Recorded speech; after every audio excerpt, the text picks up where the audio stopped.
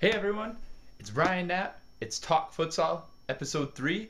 We're here to talk futsal and change the way you guys think about futsal and change the way futsal is played throughout the world, especially in the US, because that's where it's important to me.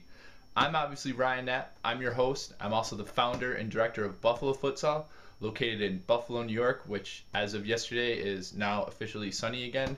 It snowed on Friday in April. I don't know how that happens, but apparently it does. Today, it's episode 3, coming to you from the office, the Futsal Lab as always. If you want to get a hold of me, it's Ryan at BuffaloFutsal.com. Alright, without further ado, and enough of you guys hearing me yap, we're going to get going today. The main thing we're going to talk about today are the formations in futsal. When you're looking online and you're reading stuff about futsal, you get a lot of people freaking out saying, "Oh, I don't know what formations to play. Oh, coaches. Oh, I don't know what to do. Oh, where should my kids go? Where should my kids play?" See episode 2 where it says just get out and play and just put your kids in a formation and have them play because they'll figure it out. Now we're going to talk a little bit more in depth about it today. There's 5 main formations, and I'm going to keep checking my watch to make sure I don't go over 10 minutes today. Hopefully, we'll see. But there's 5 major formations in futsal that you're going to see. 4 and then kind of maybe an asterisk on the top. 4.5, 4 with a little asterisk, wherever you want to do it. And I'm going to go over them. The 4 main formations are a 2-2 formation, a 3-1 formation, a 1-2-2 formation, and a 4-0 formation. And I'm going to go over those, and then in the coming weeks, I'm going to do some video, and I found some video that kind of shows all the different formations, so I'm going to talk over it and show you guys that, but that'll come in videos coming. Alright, basic one, okay?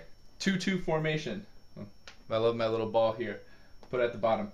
The basic 2-2 formation is obviously 2-2. For those of you that are extremely new to futsal and extremely new to soccer in general, the 2-2 formation, I'm actually going to use this one. This one's a little better. Make sure my board doesn't fall over. There we go. The 2-2 formation basically means the dash almost symbolizes the center line. So you have 2 players here and 2 players here. That's basically what it symbolizes.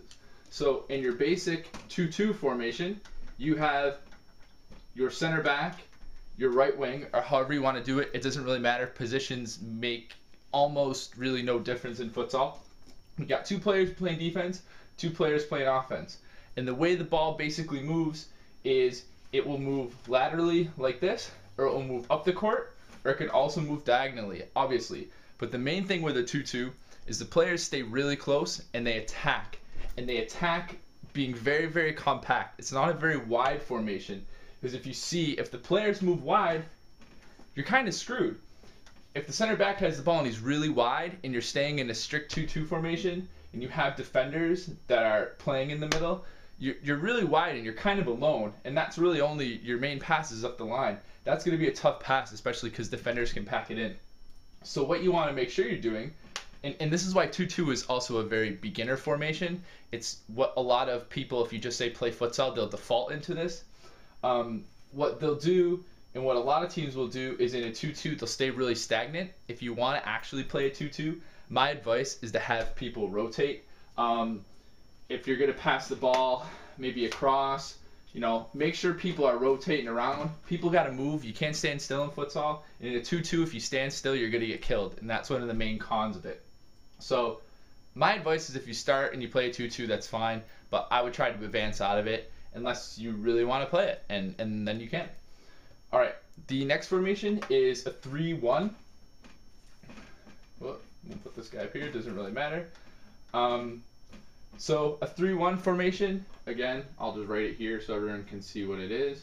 3, as my marker runs out, is a 3-1 formation. Main things with 3-1 is your target's going to be your main player. So the main goal of this offense is to get the ball up to your target, who's probably going to be 1-on-1 or maybe 2-on-1, and that's where your attack's going to start. You're going to hit the ball up to your target.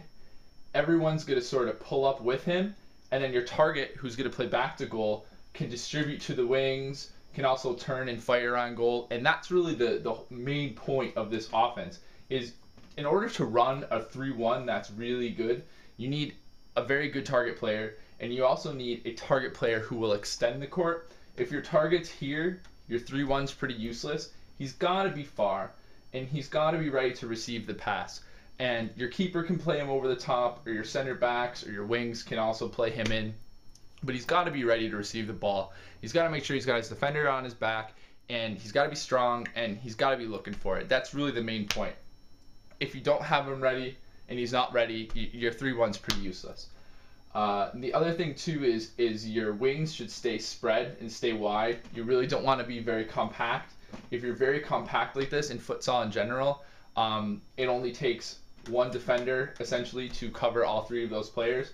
So if you stay wide, which you should, then you'll be okay. You'll be in a lot better position. I'm gonna keep knocking over my board. If it falls on me, just feel free to laugh at home. People laugh at me all the time. All right, the next basic formation is a 1-2-1. So it's kind of like a 3-1, except the wings will play a lot further out wide. And the reason for this is in futsal, if you're playing a 2-2, you can stay compact, but you normally want to stay pretty far spread. I can talk today. You want to have a lot of width, and a 1-2-1 will provide you that width. The only thing that it does, and it doesn't do well, is if the center back is pushing up a little bit and you're really attacking hard in a 1-2-1, if your center back loses the ball, you're screwed because he's the only one there. And normally your wings are pushing up really high. They're playing definitely 10 feet in front of the center back, and that's where you're looking to give the ball off to. You want your wings to be able to get the ball. This is why you play a 1-2-1. Your wings are going to get the ball, and they're going to whip it in across for the target. So you're looking to distribute the balls out to the wings, and that's what you want to do in this sort of formation. But like I said, your con of it is if your center back has the ball and he gets dispossessed, you're screwed. And you better have a good goalkeeper that's really good at stopping breakaways. So in this one, you need a really strong center back, and you also need wings that are really willing to track up and to track back. Just because, especially if you're attacking, and you see your left wing and your right wing are already up there, and they lose the ball or whatever, and they're in no man's land, they got to get back, or else your center back's going to have a field day, and he's going to have fits all day.